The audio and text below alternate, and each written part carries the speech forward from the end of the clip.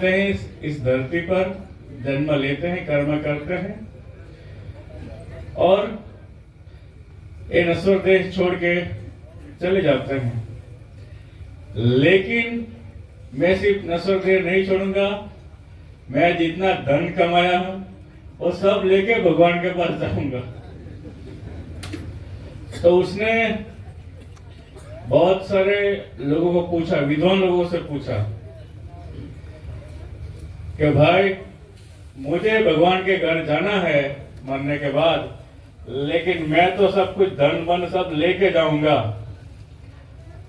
तो सबने समझाया कि भाई ऐसा संभव नहीं है, तुमने जो भी कमाया है यही छोड़ के जाना पड़ेगा। तो भी उसका मन नहीं माना, वो जिद पे रहा।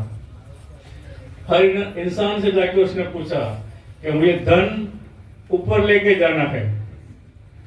सब लोग भी हंसने लगे और बोले कि इसको क्या जवाब दें, शायद ये बड़ा आदमी का दिमाग खिसक गया है। फिर वो एक संत के पास जाता है। संत ने सोचा चलो अच्छी बात है। संत ने बोला कि तुम अमेरिका जाओगे तो तुम्हारा यहां से जो तुम पैसे कमाए हो रुपये, वहां रुपया चलेगा क्या? तो इंसान बोला, पढ़ा लिखा था, धनवान था, बोला वहां अपना रुपया थोड़ा चलेगा, अमेरिका में तो डॉलर चलेगा। फिर बोला कि तुम इंग्लैंड जाओगे तो तुम्हारे ये पैसा चलेगा? तो इंसान फिर से बोला, धनवान आदमी, अरे भैया वहां तो पाउंड चलता है, अपना रुपया थोड़ा चलेगा। फिर से बोला, तो फिर से संत वो बोले, अच्छा तुम्हें रशिया जाना है तो तुम्हारा पैसा चलेगा? तो कि नहीं भाई, वहां तो रूबल का चलन है, रुपए का चलन नहीं है। तो फिर तुम चीन जाओगे तो तुम्हारा ये चलन चलेगा पैसा रुपये का? और धनवान आदमी थोड़ा गुस्से हो गया, अरे बाबा ये बार बार क्यों पूछते हो? तुम जानते हो कि भारत के बाहर जाएंगे तो रुपया नहीं चलेगा, उस देश का जो भी चलन है वो चलेगा। तो महाराज जी बोले, वही हम तुमको कहना चाहते हैं कि भगवान के घर जाना है तो पुण्य को लेके जाना पड़ेगा, पैसा लेके जाओगे तो नहीं मिलेगा प्रवेश। भगवान के घर का चलन पुण्य है, सत्कार्य है, पैसा नहीं है। तब जाके वो धनवान आदमी को समझ में आया, वो संत के चरणों में झुक गया और उनसे दीक्षा ले ली। तब से अपने जीवन का हर एक क्षण उसने धर्म के कार्य में बिताया, अपना जो कोई भी धन था और लोगों की सेवा के कार्य में बिताया, गरीबों की सेवा के कार्य में बिताया। तो आपको भी यही कहना चाहता हूं, यहाँ हम पढ़ लिख जाते हैं, हम में से ही कोई डॉक्टर बन जाता है, कोई इंजीनियर बन जाता है, कोई कलेक्टर बन जाता है, कोई एसपी बन जाता है, कोई मंत्री बन जाता है, कोई बहुत बड़ा धनवान आदमी बन जाता है। तो अपने आप को बुद्धिमान समझने बैठ जाता है और जो कुछ भी उसने कमाया है उसी को ही सर्वस्व समझ लेता है वो। लेकिन भाइयों, अगर जीवन में धर्म नहीं है तो आप कितना भी पढ़ लिख जाओ, जानवर के गुण रहते हैं।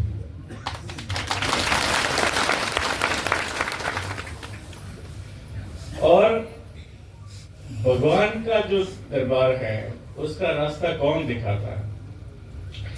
इस 84 लाख जन्मों की ये योनि में भटकने के बाद हमें ये मनुष्य देह प्राप्त होता है। तो किस लिए प्राप्त होता है? ये 84 लाख जन्मों से मुक्त होने के लिए प्राप्त होता है। जो इंसान धर्म से नहीं जीता है, तीन प्रकार के लोग होते हैं। एक, जिनको ईश्वर की प्राप्ति अपने आप होती है, जैसे कि मीराबाई, नरसिंह मेहता। दूसरा प्रकार का जीवन जो हम में से है कि जो गुरु के चरणों में है, जो गुरु जी के चरणों में है, जो ईश्वर के चरणों में है, उनमें से कई लोग मन कर्म वचन को निभाकर ईश्वर को प्राप्त करते हैं। तीसरा प्रकार का जीवन जिसको ये संत, ये भगत लोग भी गलत दिखते हैं कि भाई ये धर्म भी झूठा है, कि भगवान भी नहीं है, ये भक्ति भी झूठी है। ऐसा इंसानों का कभी कल्याण नहीं होता है। कुछ कम बार नहीं, 84 लाख जन्म बार वो यमराजा का मार खाता है, फिर मनुष्य देह प्राप्त करता है। अगर नहीं सुधरता है तो फिर से वो उस योनि में भटकता रहता है। तो हम ये सब बहुत भाग्यशाली है कि हमें ये संतों का शरण आसरा प्राप्त हुआ है। और हमारा तो और भी बड़ा सौभाग्य है कि ये संत जो है वो हमारे बुजुर्ग ही है, हमारे बड़े ही, हमारे घर के ही।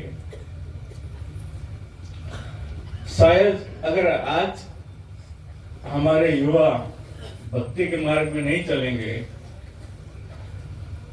तो आने वाले दिनों में कोई हमें, समाज को, प्रजा को कोई मार्गदर्शन करने वाला नहीं रहेगा।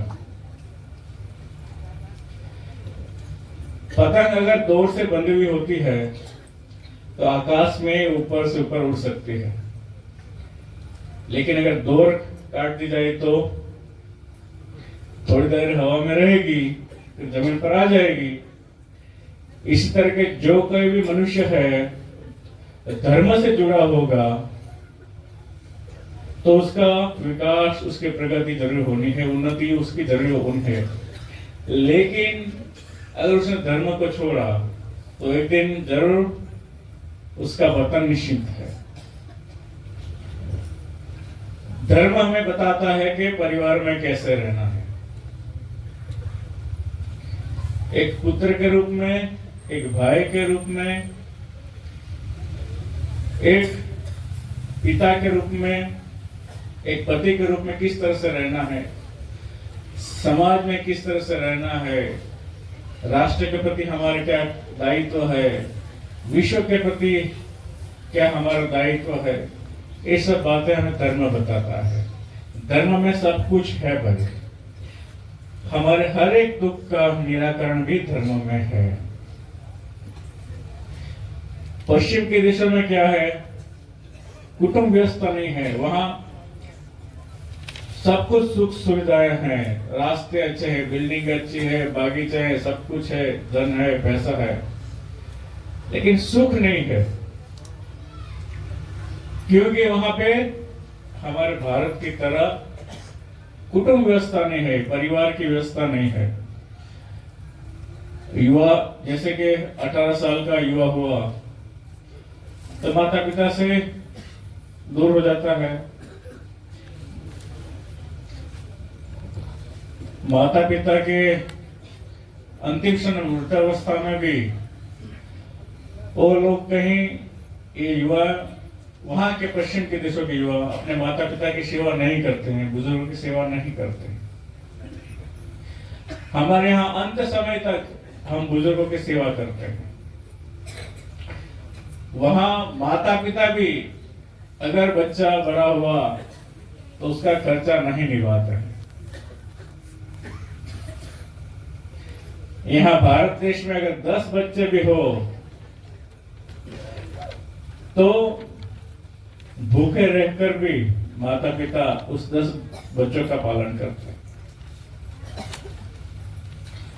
तो हमारी भारत भूमि में त्याग है, इसलिए भारत भूमि त्याग भूमि कहलाती है। भारत भूमि धर्म भूमि कहलाती है, भारत भूमि एक कर्म भूमि कहलाती है। तो जीवन में धर्म होना बहुत जरूरी है। धर्म से हम आगे जाएंगे तो ईश्वर को प्राप्त करने में जरूर हमें सफलता प्राप्त होगी। हमारे सौभाग्य है कि यहाँ पे ज्यादातर हम लोग आदिवासी समाज के लोग हैं। हमें धर्म को साथ लेके आगे बढ़ना है। जीवन में शिक्षा होनी बहुत जरूरी है, यानी एजुकेशन। मेरे पिताजी रोज, जामर सिंह साहब रोज हर रोज 20 किलोमीटर चलते थे स्कूल पढ़ने के लिए। यहाँ से जंगल के रास्ते से, नहीं पैर में चप्पल थे, ऐसे जंगल के रास्ते से आना जाना रहता था। बाघ है, तेंदुआ है, भालू है, ये सब जानवर रहते थे। उन लोगों के बीच में से पढ़ने के लिए 20 किलोमीटर चलना पड़ता था।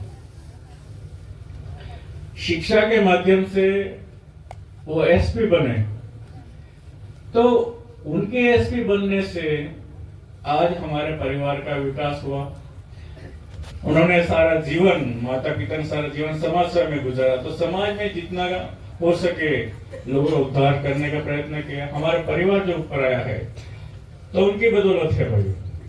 तो एक अगर शिक्षा प्राप्त कर लेता है और जीवन में धर्म साथ रखता है तो एक सारे के सारे कुल का उद्धार हो जाता है। सही है ना? अगर जीवन में धर्म ना हो तो कलेक्टर भी बन गया तो अपने लिए जिएगा ना, दूसरे के लिए थोड़ा जिएगा।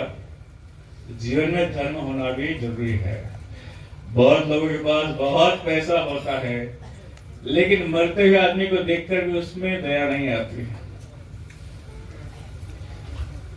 ऐसे पत्थर दिल के लोग चाहे कितने बड़े हो जाए कोई मतलब नहीं होता भाई। वो आपका उपयोग करेंगे लेकिन आपके उपयोगी नहीं बनेंगे।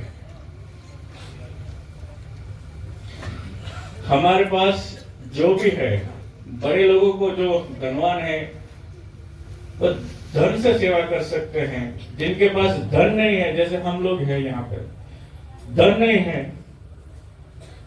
लेकिन किसी की सेवा तो कर सकते हैं ना, किसी को सब अच्छे कार्य में हम साथ तो दे सकते हैं ना।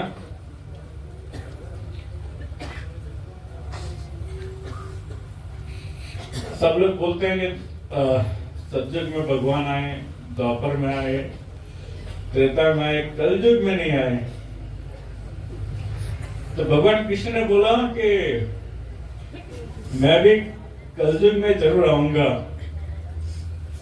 लेकिन किस स्वरूप में आऊंगा? जहां अच्छे विचार हो, वहां उस समूह के स्वरूप में आऊंगा, उस एकता के स्वरूप में आऊंगा। यहाँ आप लोग यहाँ एकत्रित हुए हैं, एक अच्छे कार्य के लिए उपस्थित हुए हैं। इस कार्य में भगवान की यहाँ उपस्थिति है। तो भाइयों, यहाँ और न कुछ कहते हुए, जीवन में शिक्षा अपने बच्चों को दीजिएगा, अच्छे संस्कार दीजिएगा, माता पिता के प्रति पूज्य भाव के, सब बुजुर्गों के प्रति पूज्य भाव के, गुरुजनों की ओर पूज्य भाव के संस्कार देना है। दारू है, सिगरेट है, गुटखा है, तंबाकू है, ऐसे व्यसन से दूर रहना है। किसी व्यसन से किसी परिवार का उद्धार हुआ हो, ऐसा एक भी उदाहरण दुनिया में नहीं है। माता पिता का, माता बहनों की इज्जत करना है। खेतीबाड़ी हो, शिक्षा हो, कोई व्यवसाय हो, नौकरी हो, उन सभी में गुरु महाराज में श्रद्धा रखकर, ईश्वर में श्रद्धा रखकर हमें आगे बढ़ना है, बहुत प्रगति करनी है। दुनिया के दूसरे लोग बहुत आगे जा चुके हैं, हम लोग पीछे रह चुके हैं, लेकिन शिक्षा के माध्यम से हम सबसे ऊंची जगह पर भी पहुंच सकते हैं। एक बात याद रखिएगा, माता लक्ष्मी आती और जाती है, आती भी है और जाती भी है, लेकिन माता सरस्वती एक बार आती है, बाद में जाती नहीं है। माता सरस्वती एक बार आई तो उसकी वृद्धि जीवन में बढ़ती रहेगी। यहाँ पर आप सब उपस्थित रहे, आप सभी का धन्यवाद अर्पण करता हूँ। हमारे योग्य कोई भी सेवा करे तो मैं याद करिएगा। बुजुर्गों की सेवा में एक और बात कहना चाहूंगा। जब हमारा जन्म होता है तब से हम थोड़े समझदार होते हैं, तब तक माता पिता हमारी बहुत ही क्या कहते हैं, हमारा बहुत ख्याल रखते हैं। जब हम छोटे हो, जहाँ हमें बिल्कुल भान नहीं होता है, उस अवस्था में, एक बाल्य अवस्था में, एक शिशु अवस्था में, हमारे मल मूत्र में भी वो सोते थे। कभी ऐसा नहीं कि चलो मेरे बच्चे ने आज बिस्तर खराब किया तो उसको वहीं छोड़ के दूसरे रूम में चले गए। ऐसे कोई माँ नहीं करती है, कोई पिता नहीं करता है।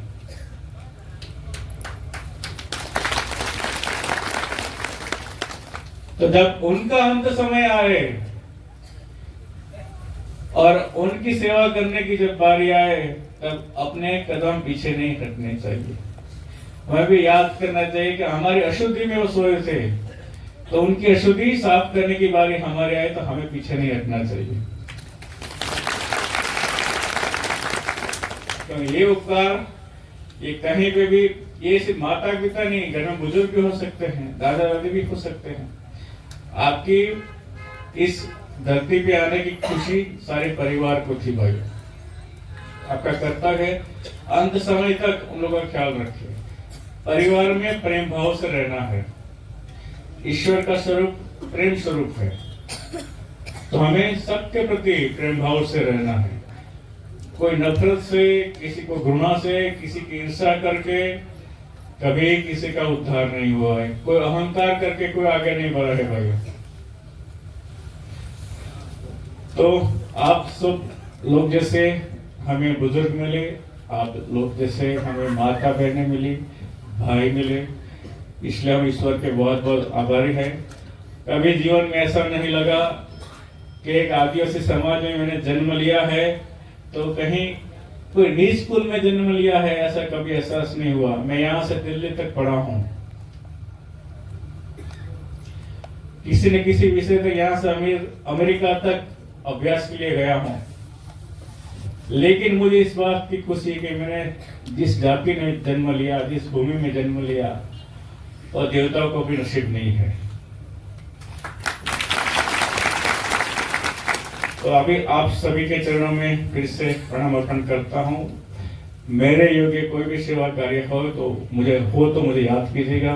हमारा निवास स्थान तो यही है, और गुरु जी को, बापू जी को जब भी मिलना हो तो आपको समय का अनुकूलता हो तो हमें मिलने को आइएगा। जय गुरु महाराज। बोले क्षत्रिय भारती जी महाराज की। आज माता कमलाबा की मूर्ति प्रतिष्ठा का आवरण भी हुआ है, तो सबने दर्शन किए होंगे।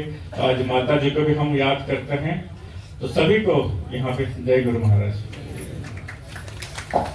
खूब खूब आभार आप साहब नो।